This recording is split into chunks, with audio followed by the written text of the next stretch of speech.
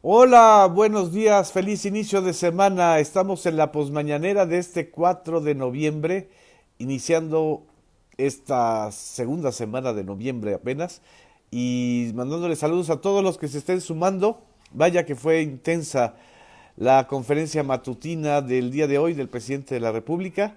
Hubo 5 temas ejes que creo que son importantes mencionarlos. Los avances en la construcción de la refinería de Dos Bocas, fue presentado un breve video, el informe sobre el estado de las cuentas o de la situación en relación con hashtags en Twitter que atacaban a los medios de comunicación, como prensa corrupta, prensa sicaria, prensa vendida, etcétera.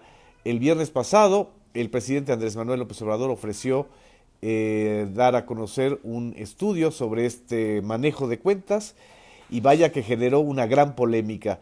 El tercer tema pues fue en relación con el triunfo de Alberto Fernández en Argentina como nuevo presidente. Alberto Fernández es del kirchnerismo, una rama del mismo peronismo, y por supuesto también hubo otros temas relacionados con agendas de cada uno de los medios, entre ellos el tema del huachicol. Y aquí como está Anastasia queriendo participar, vamos a sumarla a nuestra posmañanera. Ya se fue.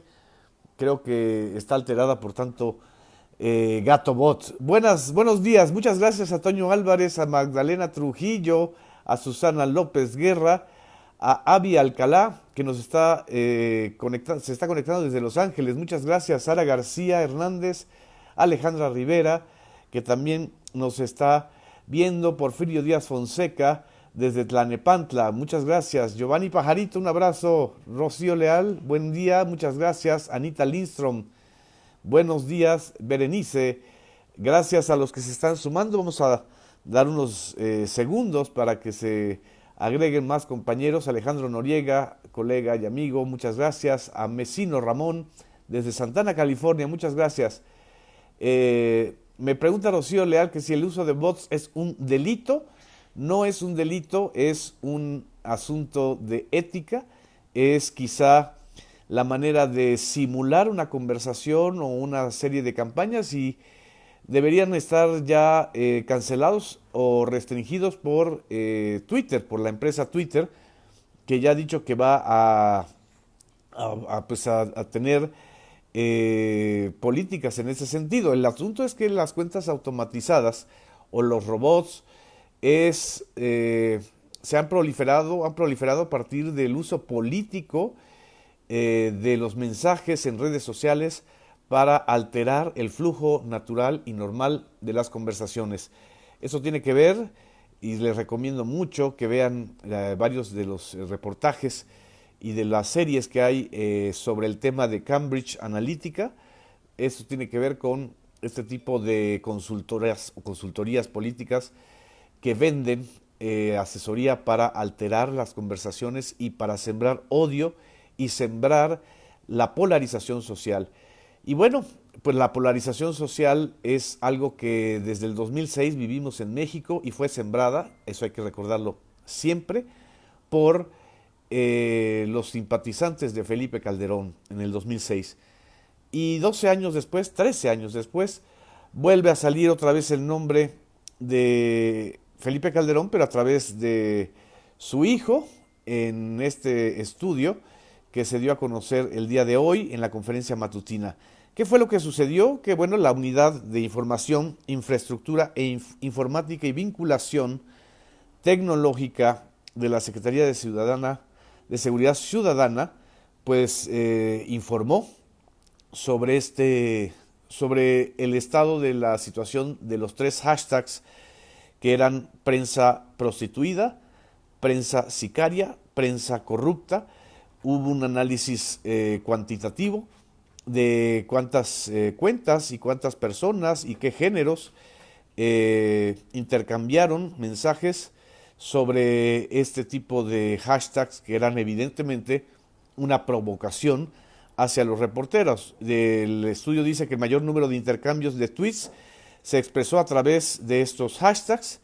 Fueron el 21.6% fueron mujeres, 50.69 hombres y 27.7 sin género definido. En muchos de estos casos se trata de cuentas robotizadas o de anónimos o de quienes quieren sembrar mensajes sin identificarse. El mayor volumen de conversaciones se dio en la Ciudad de México, Nuevo León, Sonora y Sinaloa, y algunas cuentas apenas en España y Chile. Fueron un total de 28.161 usuarios que utilizaron estos hashtags, pero generaron 34.917.000 retweets. Es decir, es el alcance que se tuvo al estar participando o interactuando en estos mensajes evidentemente de odio.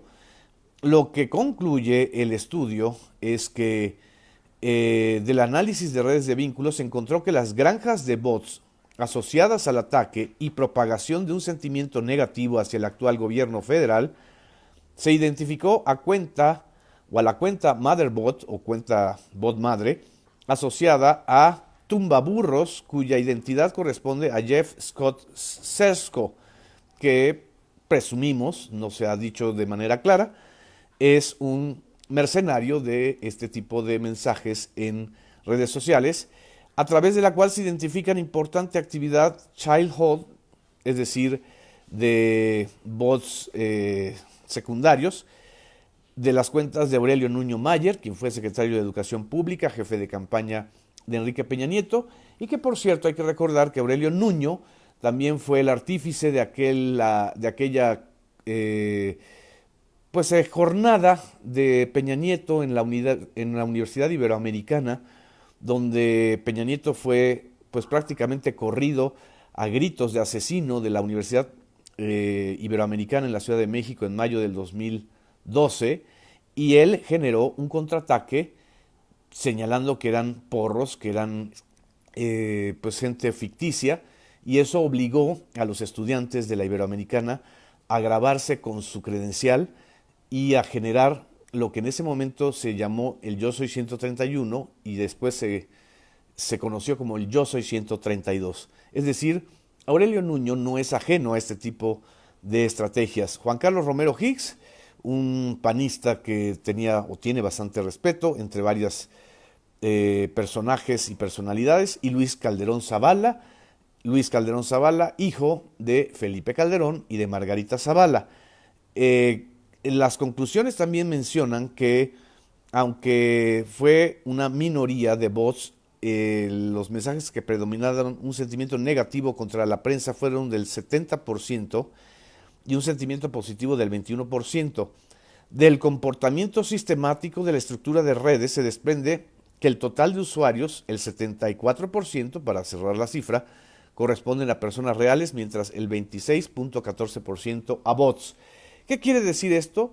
Que justamente el uso de los bots, aunque sea una quinta parte, o una cuarta parte en este caso, 25-26%, es suficiente para generar ruido y mensajes de odio en las redes sociales. Lo que provocó esto fue que tanto Felipe Calderón como Margarita Zavala dijeran en redes sociales que López Obrador estaba utilizando a su pobre hijo Luis Calderón Zavala como una justificación para la derrota de su gobierno y otra serie de cosas.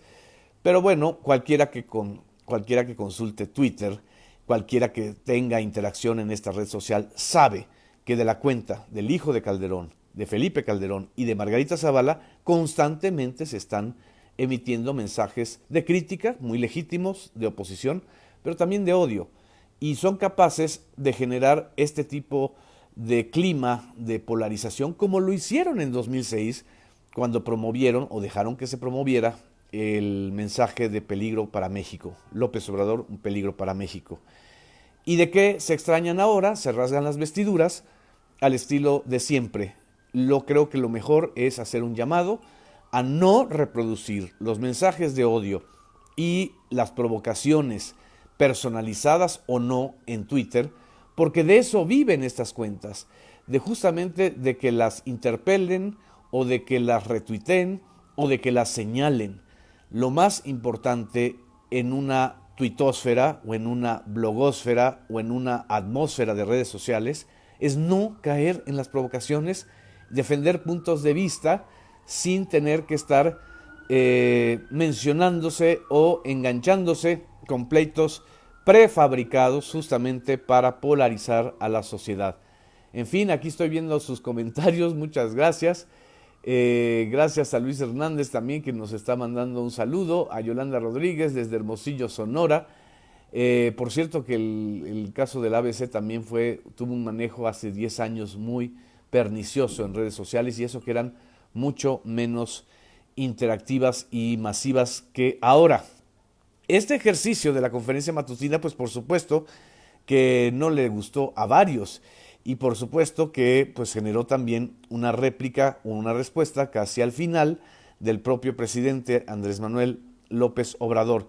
Voy a poner el audio de la parte en donde señalan a estos personajes que acabo de mencionar, y la manera en que el propio López Obrador cerró esta discusión o respondió a los desmentidos de Margarita Zavala y de Felipe Calderón.